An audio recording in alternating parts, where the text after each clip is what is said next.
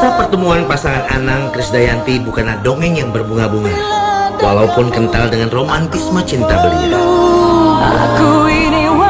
Di usia yang masih sama-sama muda, mereka bertemu dan kemudian memutuskan untuk menikah di tahun 1996.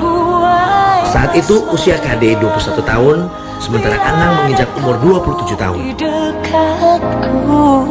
Selain mengidolakan sosok Anang yang kala itu menjadi vokalis Kidnap, KD juga kagum akan perjuangan Anang yang mau bekerja keras untuk bertahan hidup di Jakarta. Meskipun sempat ditentang Ibunda Krisdayanti karena usia yang masih muda dan penampilan Anang yang tidak rapi, namun keseriusan mereka akhirnya meluluhkan hati sang bunda.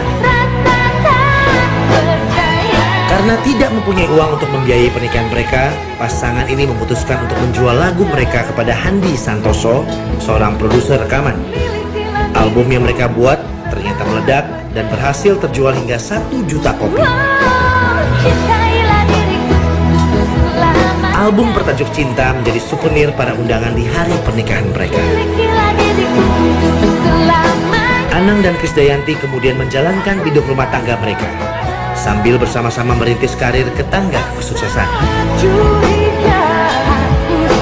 Kehadiran dua buah hati, Titania Aurel Hermansyah dan Azril Akbar Hermansyah, semakin menyemarakan keluarga kecil mereka.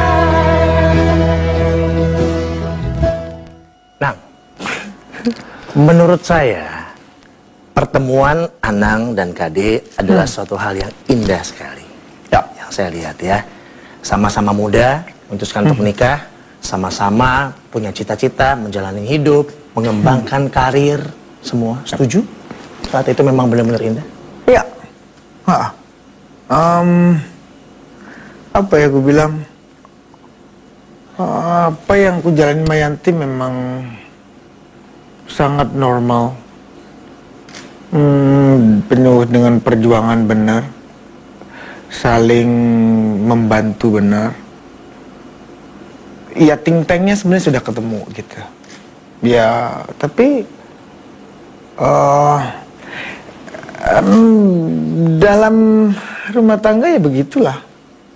Pada saat itu yakin bahwa KD adalah merupakan pelabuhan terakhir dari seorang Anang? Yes. Ya. Saya melihat juga bahwa mungkin ini pandangan saya pribadi, fansnya Anang dan KD dan lain-lain. Kalian adalah satu paket sebenarnya, one package. Anang adalah KD, KD adalah Anang. Jadi agak sulit kita memisahkan ini. Dan pada saat ya itu kita melihatnya sebagai sesuatu yang apa ya? Kehidupan kalian, semua yang kalian yang ada adalah like a fairy tale, seperti dongeng gitu loh. Anggapan itu sih apa ya? Aku bilang emang apa yang aku jalanin, aku sebagai pemimpin dia saat itu, ya aku harus menjalankan semuanya sesuai dengan tulisannya gitu.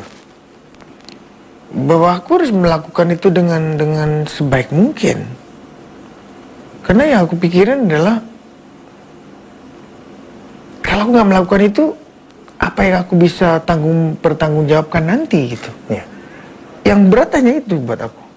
Kita balik lagi ke pernikahan ya. Tadi kita bicara soal pernikahan, semua memandangnya pernikahan sebagai sesuatu yang sangat apa ya? Iya, sakral, emang diidamkan banyak orang. Diidamkan, ya, apalagi kalian juga sukses, berhasil, satu ganteng, satu cantik, memiliki putra-putri yang luar biasa juga. Dan siapa yang nggak ingin seperti itu? Nah, rasanya bagaimana sih berada di posisi bahwa pernikahan itu yang Anang miliki ada sesuatu yang diidam-idamkan semua orang?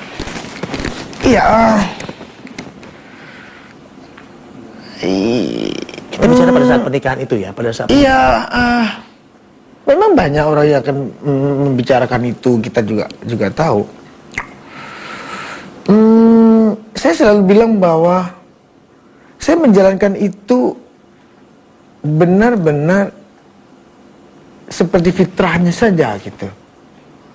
Kalau itu harus toh menjadi seperti hal yang seperti itu buat orang lain adalah, iya itu memang yang saya jalanin kan. Tapi saya jauh-jauh hari dulu pun sudah bilang sama Yanti, pun juga aku ke teman-teman pers pernah bilang bahwa jodoh itu, takdir itu juga Allah yang tentukan. Jadi entah aku besok terpisahkan, terceraikan oleh memang maut, atau memang I don't know, masalah lain gitu kan. Karena iya, orang bisa melihat dari luarnya mungkin, oh begini ya, di dalamnya apa. Oh lihat di dalamnya apa, di luarnya apa.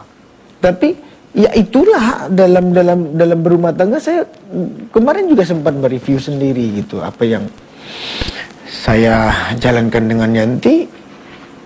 Ya memang Allah sudah berkehendak, apapun sudah saya coba untuk lakukan gitu. 13 tahun kan bukan waktu yang sebentar ya, kalau kita lihat. Iya. Nah, selama 13 tahun itu banyak sekali kita dengar berita-berita yang miring tentang ini, tentang itu. Nah, apa yang membuat Anang bisa melewati itu semua dan kuat dengan kita semua? Dalam berumah tangga tadi, saya seorang pemimpin gitu. Yang bagaimana dimanapun bentuk pemimpin adalah yang siap menanggung keadaan apapun. Dan dia harus ada di depan. Nggak boleh ada di belakang. Nggak boleh ada di samping kanan kiri.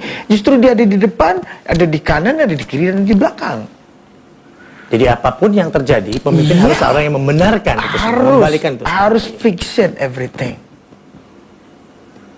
Kenapa? Buat saya adalah tanggung jawab saya kepada Allah. Rumah tangga saya adalah tanggung jawab saya kepada Allah. Apapun yang terjadi di rumah tangga saya akan bertanggungjawabkan itu. Sempat merasakan bahagia, Nang, selama 13 tahun itu? Saya sangat bahagia. Rumah tangga saya, ya saya bisa mempertahankan 13 tahun, hal yang tidak mudah. Buat saya adalah, saya bilang, saya bahagia.